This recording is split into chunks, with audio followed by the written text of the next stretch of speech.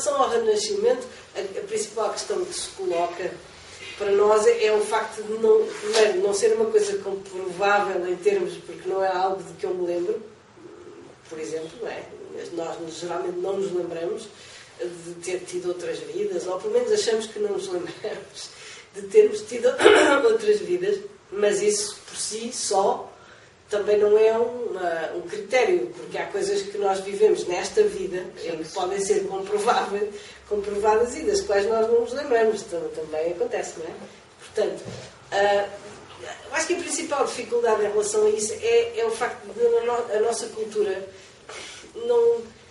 o Renascimento não ser uma coisa que faça parte da nossa cultura, por um lado, e depois o aspecto apesar de tudo, e mesmo que nós tenhamos alguma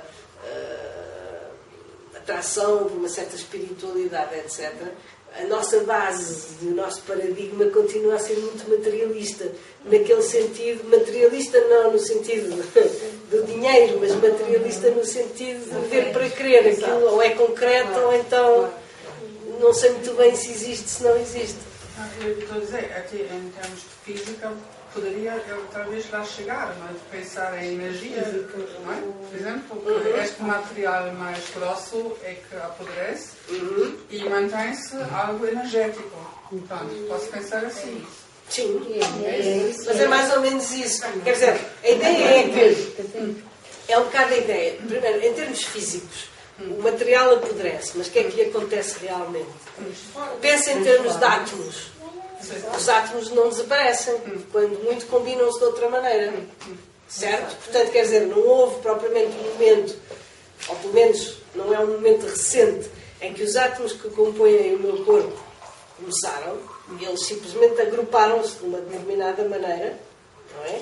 E esse agrupamento é este corpo físico. E depois desagruparam-se e vão-se agrupar de outra maneira, vão-se reunir de outra maneira, mas os átomos em si não cessaram, não começaram, não é? Foram-se transformando. E nessa transformação também não são sempre os mesmos, porque os átomos que compõem o meu corpo hoje não são necessariamente os mesmos que o compunham quando eu tinha 3 anos ou 6 meses. Portanto, há aqui um fluxo, se quiser. A ideia do budismo é que, a nível da consciência, passa-se o mesmo. Ou seja, que cada instante deste corpo é a consequência do instante anterior. Não é? É uma transformação do instante anterior. Uma transformação cujo elo de ligação é a causalidade. Por causa do instante anterior, este instante condiciona o instante seguinte.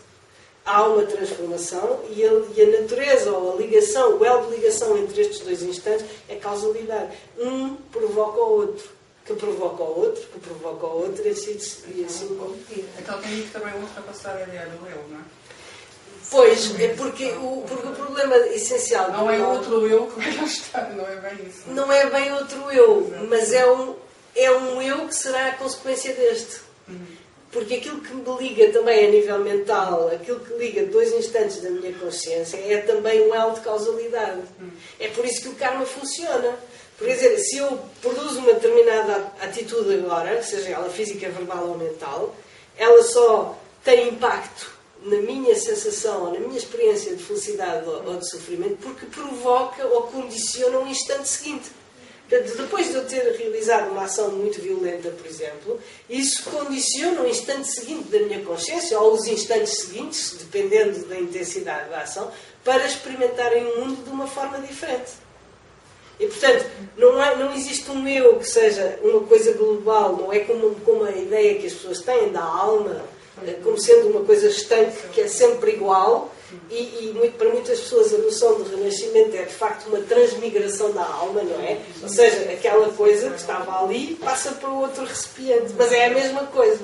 No budismo não é assim. Que é a reencarnação, isso é a reencarnação, é a ideia da reencarnação. Por isso é que nós no budismo procuramos não usar essa palavra e falar de renascimento, porque se trata de um processo. É um reencarnação.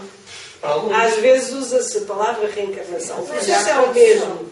O processo é o mesmo. Simplesmente o que acontece é que, como há maior consciência, ou eventualmente memória, Isso motivado sobretudo pelo facto da pessoa ter tido uma motivação muito direcionada.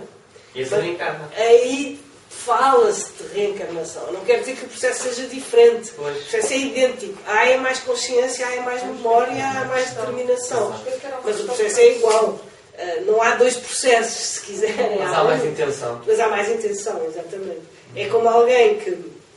Essa intencionalidade não é só no caso dos lamas, não é?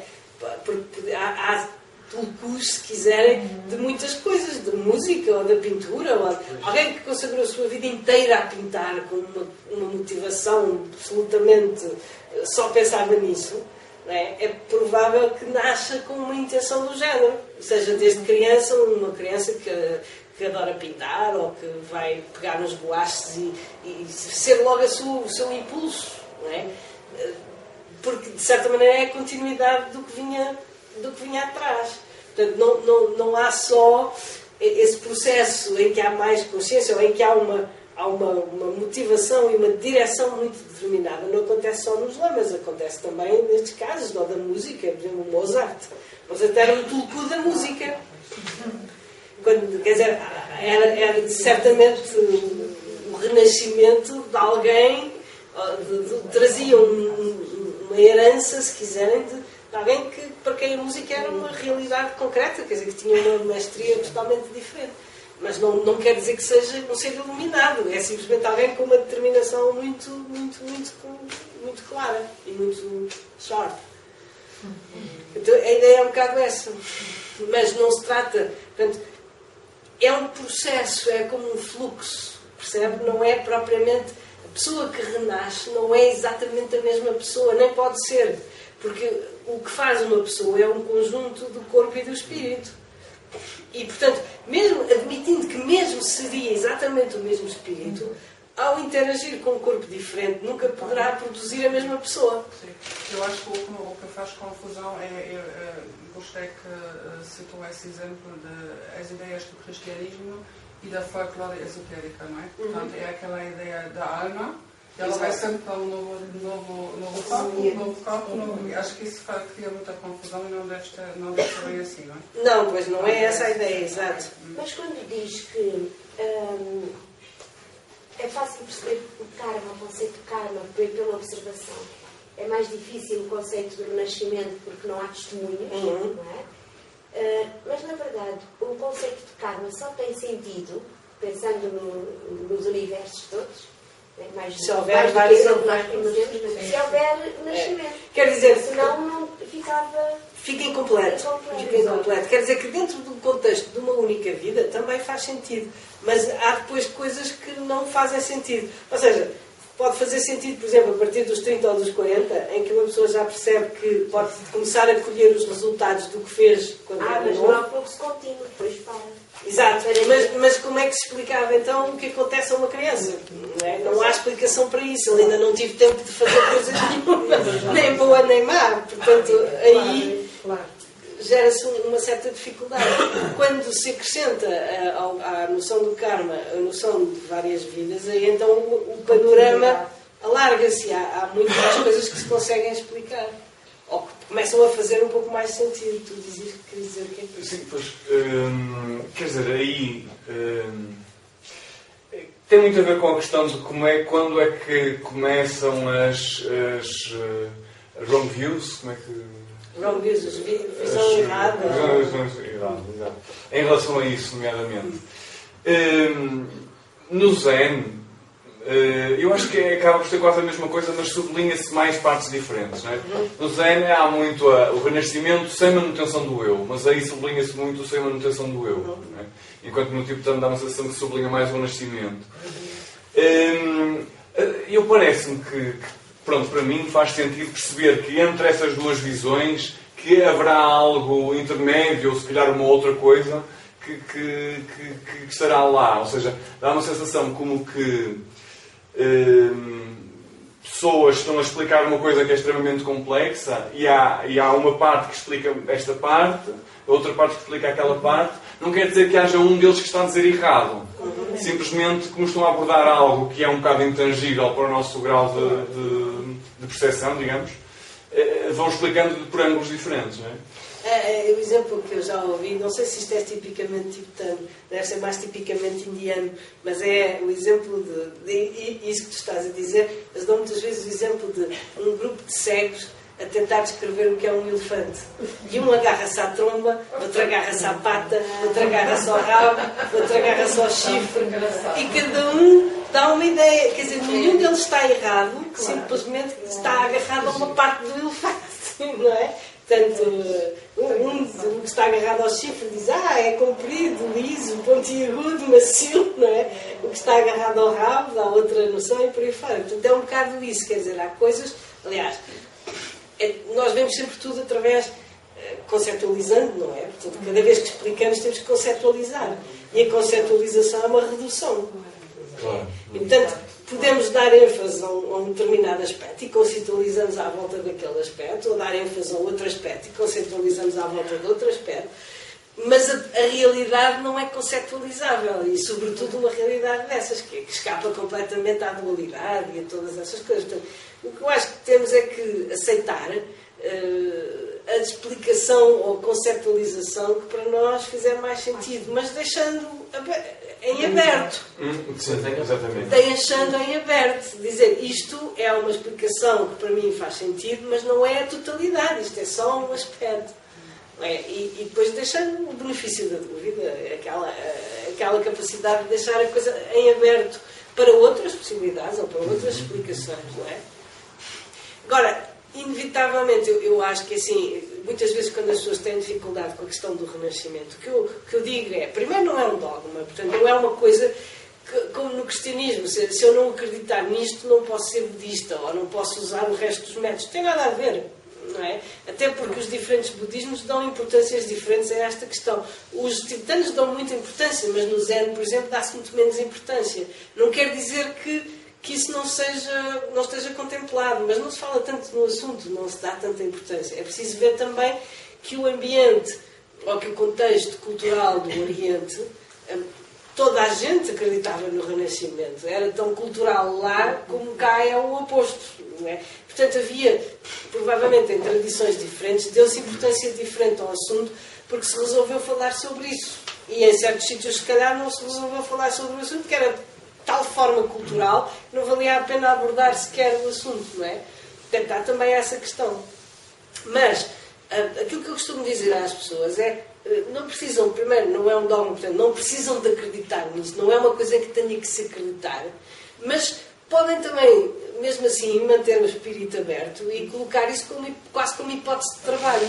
Se fosse assim, como é que isto se explicaria? Ou então isto tem uma explicação mais plausível se fosse assim. Não é?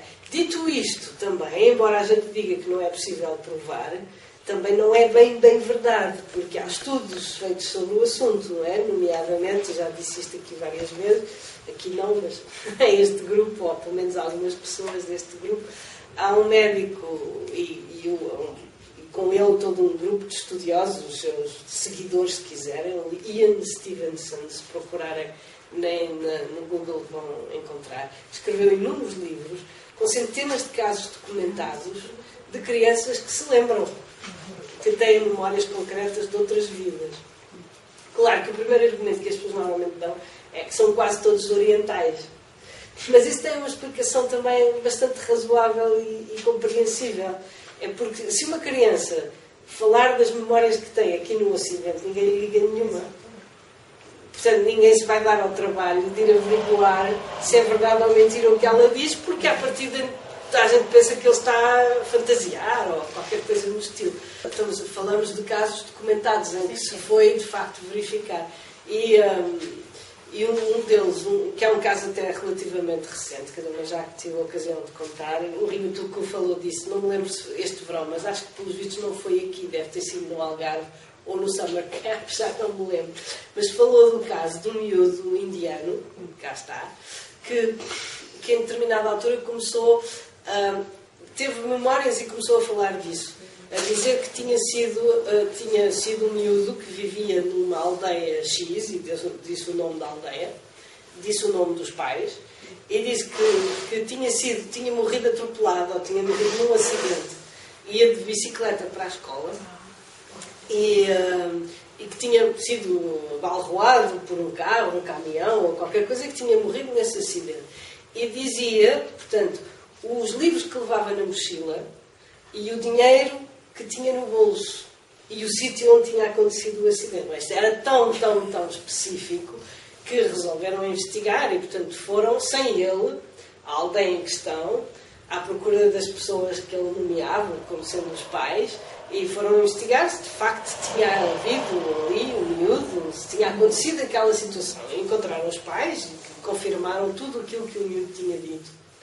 Portanto, não era a aldeia ao lado, era muito longe dali, não é? Não havia qualquer hipótese que o miúdo tivesse ouvido falar daquela história. E quando foram lá e disseram à mãe que ele tinha dito que se lembrava do que levava na mochila, etc., e disseram quais eram os livros, ela disse: é verdade, eu tenho a mochila ainda que não tive coragem de a abrir. E, portanto, vamos ver, não é? Foi buscar a mochila do miúdo, que ainda estava cheia de sangue e tudo do acidente.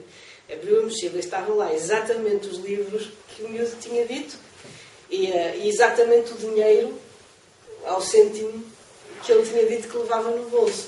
Portanto, e casos como este há outros. Portanto, quer dizer, é evidente que a maior parte das pessoas não se lembra, ou pelo menos, como eu dizia, não se lembra de se lembrar. Porque até é possível que tenhamos tido alguma forma de memória quando éramos muito pequenos, mas não identificámos e também não tínhamos contexto para começar a falar disso.